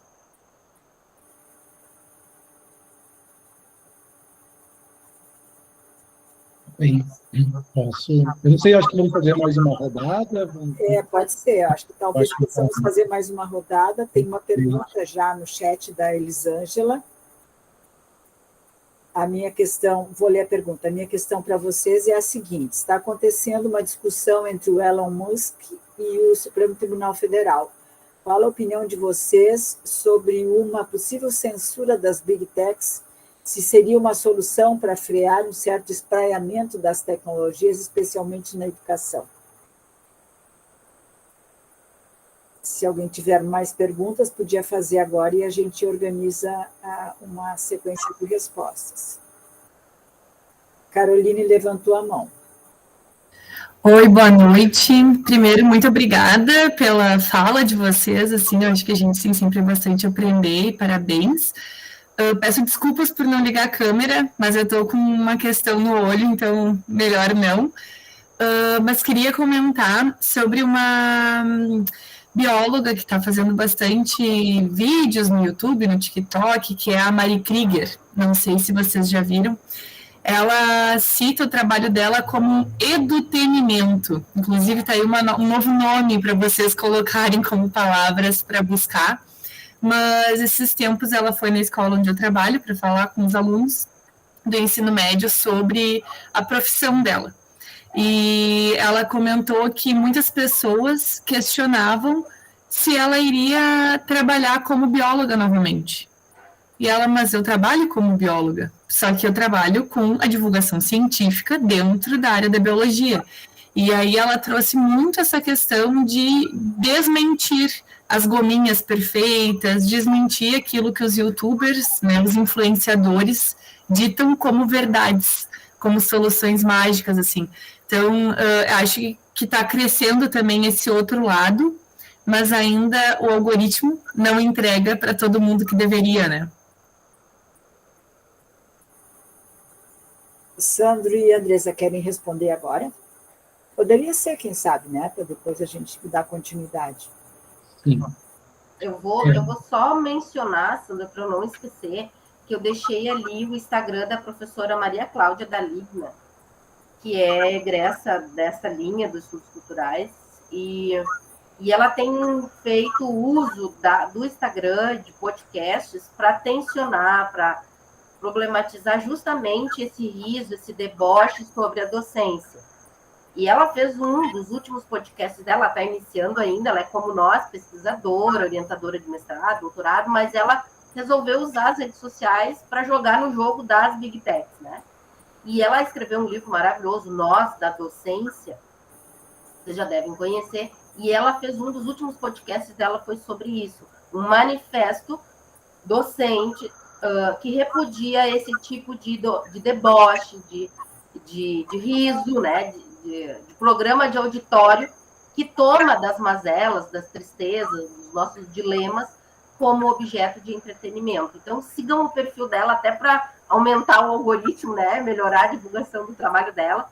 Professora Maria Cláudia da Ligna. Desculpa, Sandro, pode seguir aí nas questões. Não, porque essa era exatamente... Acho que tem áudio aberto. Essa era exatamente uma discussão, né, que foi uma das perguntas. Acho que tem algum áudio aberto. Eu estou ouvindo meu...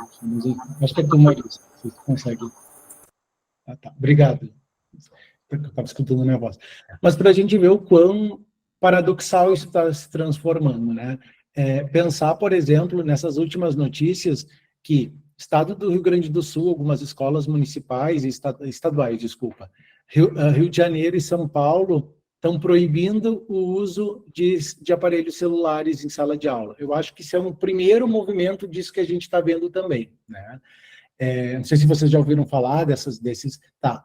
E, ao mesmo tempo, a gente tem a constituição de uma BNCC que, entre as competências que a BNCC elenca, uma das competências se chama cultura digital, que é fazer um bom uso das tecnologias digitais, enfim, eles têm uma série de recomendações para isso que eles chamam de cultura digital. Então, a gente vai vendo o quanto isso vai nos expondo, né? Então, de um lado, a gente tem isso, né, desses influenciadores ganhando, enfim, likes e visualizações a partir de um deboche do professor, mas, ao mesmo tempo, esse movimento, né, para que a gente possa, de alguma forma, regularizar o uso de aparelhos celulares, ou o uso ou a exposição desses sujeitos. No entanto, a gente tem agora também uma lei mais recente, que é a própria lei da educação digital, né? Então, a gente vai vendo essas coisas entrando nesse jogo, né? Então, sim, eu ouvi falar dessa questão do Musk, né? Mas, de fato, a gente tem um crescimento exponencial dessas plataformas digitais de forma desregulada, né? Alguém de nós lê os termos ali, termos e serviços, né? Não sei como é que é a expressão correta.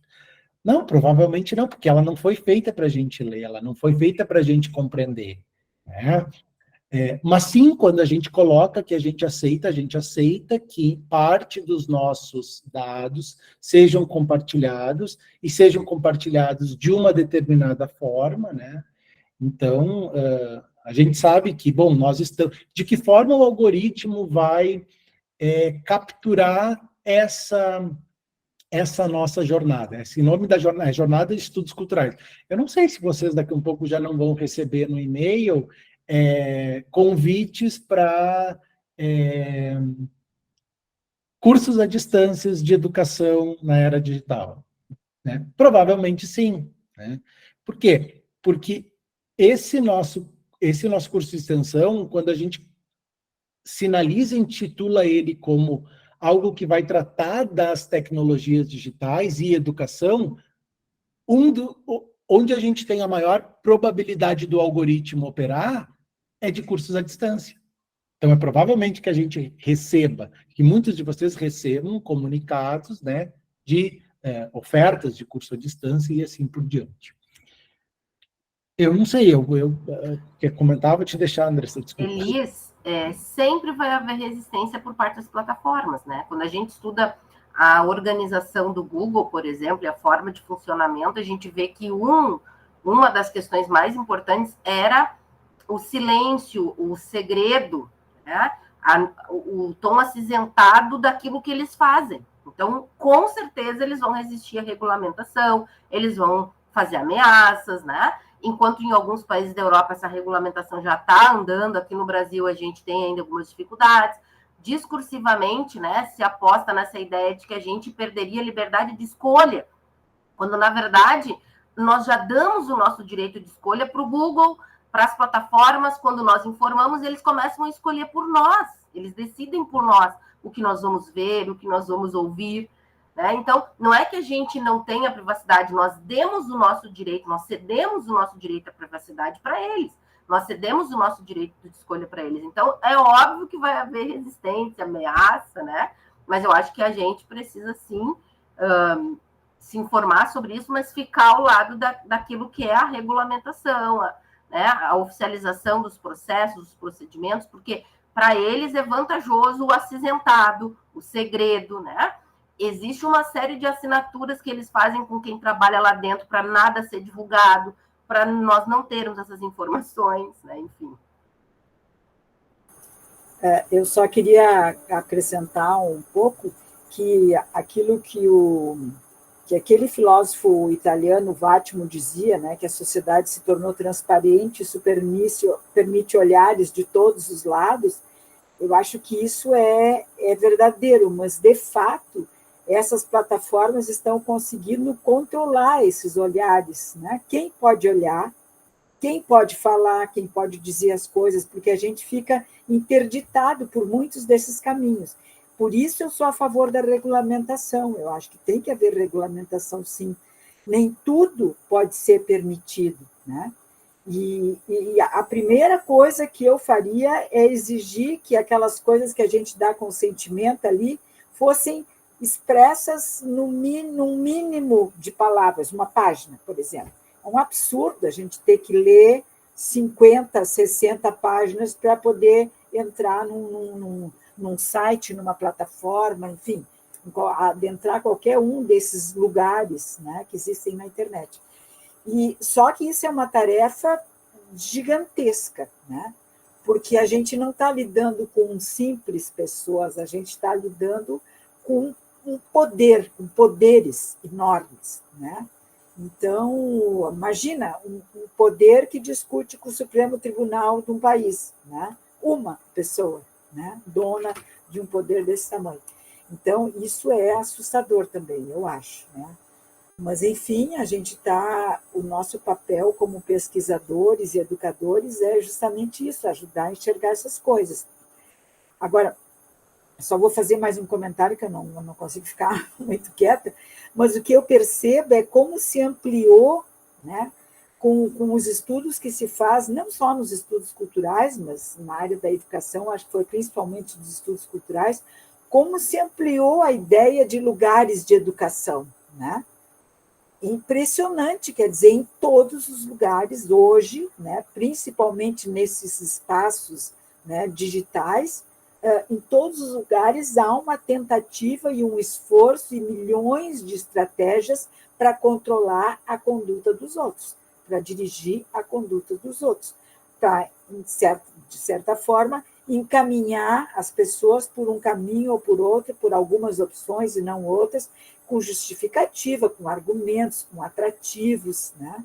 Então, o conceito, a ampliação do conceito de educação e de pedagogia, né, que é o eixo, digamos assim, principal dos estudos culturais que a gente trabalha, que é a questão das pedagogias culturais, todas essas pedagogias que surgem na internet, nas imagens, nos espaços, na televisão, enfim, que são as pedagogias culturais, elas estão se expandindo de uma forma exponencial, é impressionante. E isso é alguma coisa que eu acho que está aí, vamos dizer assim, nos desafiando para escrever sobre isso, né, para fazer novas análises sobre isso e discutir, trazer essas discussões à baila. Bem, eu tenho aqui uma pergunta da Tatiana, que cumprimenta os expositores, né, e pergunta o que Sandra e Andresa dizem para seus estudantes em formação acerca dos usos das tecnologias digitais em sala de aula. A Rosa também, que a professora Rosa, né, Hessel, que comentou aqui que rir e debochar de professores é uma prática antiga, desde Machado de Assis, no mínimo, ela disse. E na cultura digital se multiplicam e se transformam, né? Eu gosto muito de quando a professora Rosa faz as inserções. Eu lembro que no ano passado, quando a gente discutiu isso, eu apresentei que um dos achados dessa pesquisa da revista Nova Escola foi o entretenimento, a educação aliada ao entretenimento, a ideia de que o professor tem que saber fazer rir, tem que manter entretido, né? Tem que fazer um show para manter as crianças ali atentas. E a professora Rosa, na época, falou, mas isso é antigo, né? Essa ideia de que a gente tem que partir do aluno para manter ele preso a nós, se atualiza agora com esses youtubers, influenciadores, que são maneiros, que usam roupas legais, que falam gírias, mas que isso é de um período anterior, né? Onde se falava, onde se pensava a didática de modo a atingir o maior número de pessoas. E agora a professora Rosa novamente traz essa questão de como se atualizam, né, alguns princípios que dizem respeito à docência, que é essa coisa do deboche, né, das caricaturas, né, professorais que, por acaso, circulam em livros, em livretos, em manuais, em revistas. Né? Obrigada, professora Rosa. Que alegria poder estar numa mesma roda de conversa com a senhora. Obrigada. Talvez vocês estejam acompanhando no chat, mas tem a pergunta da Mirelle.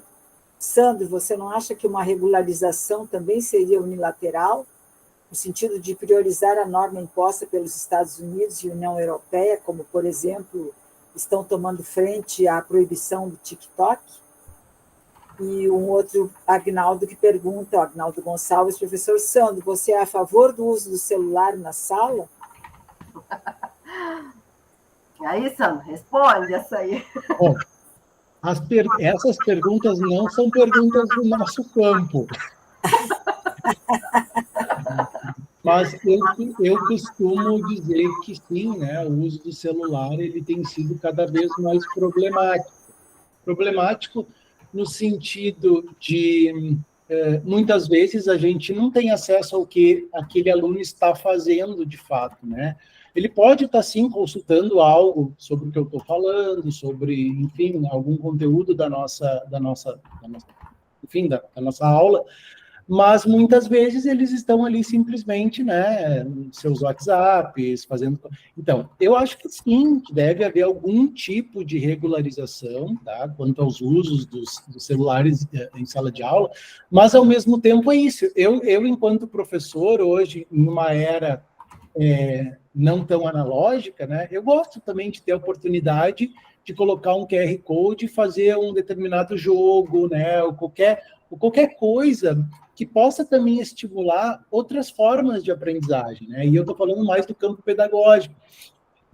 Então, eu costumo dizer também que essa ideia, né, que a gente tem do professor palestrinha, que eu gosto muito, eu sou a favor do professor palestrinha, mas às vezes tem muito vídeo mesmo que tem uma explicação melhor que a minha, né? Tem um vídeo que tem outros atrativos que, de repente, consegue capturar e te passar informações de uma forma que é melhor do que esse mundo 2D, que é professor-aluno, né? Às vezes esse mundo com outras dimensões, com outros recursos, ele pode ser sim produtivo. Então, a gente aprende isso desde que a gente inicia lá nos estudos culturais, né? Lendo os primeiros textos, que é não olhar para o lado ruim nem para o lado bom, né? Não fazer uma crítica no sentido isso é bom, isso é ruim, mas no sentido, e a Marisa fala isso, no sentido de quanto isso é produtivo, do quanto essas coisas estão produzindo. Produzindo o quê? Produzindo um tipo de sujeito, produzindo comportamentos, né? Subjetividades, formas de se relacionar, formas de estar no mundo. Então, eu penso sempre as perguntas nesse sentido, né? Gente, se a gente pensar, por exemplo, há 40 anos, acho que é 40 anos atrás, o que se falava da televisão, né? Que a televisão ia substituir o professor, né? Então, e aí teve muita discussão, e aí todas as escolas colocaram televisão, né, na sala de aula. Hoje em dia a gente não tem televisão, a gente tem lá o projetor, né? Então a gente vai vendo que, como é que eu posso dizer? Eu acho que a gente precisa amadurecer e deixar isso mofar um pouco também, para a gente poder ter um olhar um pouco mais decisório, se é que a gente possa chamar assim. Então, essa é a minha opinião. Acho que tu está com o microfone fechado, Marisa. O Rodrigo diz aqui que nós estamos vivenciando uma revolução da qual ainda não temos ideia de como será o cenário final. Talvez esse cenário seja em constante desconstrução. E eu concordo. Esse, talvez, é uma das coisas que mais assusta também, né? Que a gente está num terreno completamente instável, né? Nós agora não temos mais certeza de nada, né? E eu estou respondendo por vocês, mas é que essas perguntas me instigam. Agora vocês respondem também, claro. A gente não conseguiu dar conta ainda, Marisa, dos documentos da Unesco, mas o último, que é o último relatório de monitoramento das tecnologias, em que eles olham para diferentes lugares do mundo, e eles fazem uma distinção entre o uso de tecnologias monitoradas pelos professores em sala de aula e a positividade disso, e a desatenção decorrente da presença do celular em sala de aula. Eu achei que eu não ia encontrar isso, e o Joel, que está me ajudando a mapear as enunciações, se surpreendeu também, porque há uma positividade, discursivamente, a respeito do uso dos aplicativos para gerenciar os dados da educação. Então, uma montanha de dados precisa de gerenciamento. Então, a gente vende softwares, vende programas para fazer chamada, para gerenciar notas, né? Isso é ótimo, isso tem sido narrado como positivo. Mas quando a gente analisa a questão do celular, há um conjunto de enunciações que apontam para o caráter perigoso, difícil de conter, enfim. Então, tem já esse caráter de autocrítica do uso do celular em sala de aula, quando se olha em diferentes lugares do mundo, né? A gente não terminou de analisar, mas eu achei curioso que a Unesco já faz esse contraponto, né? Entre aquilo que é autorizado usar e aquilo que parece ser perigoso usar, porque atrapalharia a sala de aula. Eu aproveito para juntar um pouco com o comentário que o Sandro fez, né, de que, às vezes, um texto digital supera uma exposição do professor, mas eu acho que, como informador, digamos assim, talvez as tecnologias digitais ofereçam oportunidades de informação mais complexas, mais completas também, ou pelo menos com pretensão a uma amplitude maior de informações, do que uma simples cabeça de um professor. Só que, os críticos da inteligência artificial têm mostrando isso, as conexões criativas, inovadoras, impensadas, imprevisíveis, que se pode fazer com determinadas informações e dados, elas, por enquanto, parece que só podem surgir de um cérebro humano, né? E não só isso, a afetividade e a pessoalidade que o lugar do professor, que a ação do professor introduz numa relação de aprendizagem, né, de ensino, aprendizagem, pelo menos por enquanto, a meu ver, insubstituível. Mas, como o Rodrigo diz, a gente não sabe o que vem por aí. Mas, pelo menos, tudo que eu tenho ouvido hoje, lido em debates sobre inteligência artificial, ainda há, e provavelmente sempre haverá essa lacuna, porque como é que se diz, as sinapses possíveis, né, de um cérebro humano capaz de fazer, jamais serão alcançadas, né, pelos milhões, bilhões, trilhões de possibilidades que o cérebro humano permite, né? Bem, se vocês quiserem comentar sobre isso também, há outras perguntas, né? De como o uso dessas tecnologias, né, perturba a sala de aula e tudo mais. Eu acho que isso são todas questões que estão abertas, né? Vocês podem dizer o que vocês andam fazendo com isso para lidar com essas questões, não só dos professores, mas também dos pais, né, em relação aos alunos. Eu queria dizer que nós estamos nos aproximando do nosso teto, estamos com um número muito grande de participantes, mas eu queria fazer propaganda. Eu acho que essas conversas não vão se esgotar hoje. Nós vamos receber a professora Karine Loureiro, que tem trabalhado muito com isso, o professor Walter. Eles vão trazer outras questões assim muito importantes para quem gosta, para quem quer trabalhar com tecnologia e educação. Então, eu acho que a gente pode juntar essas questões e voltar a discuti-las nesse próximo encontro. Estou só pensando aqui no conjunto de pessoas que nós temos e no fato de que nós estamos atingindo o limite de tempo.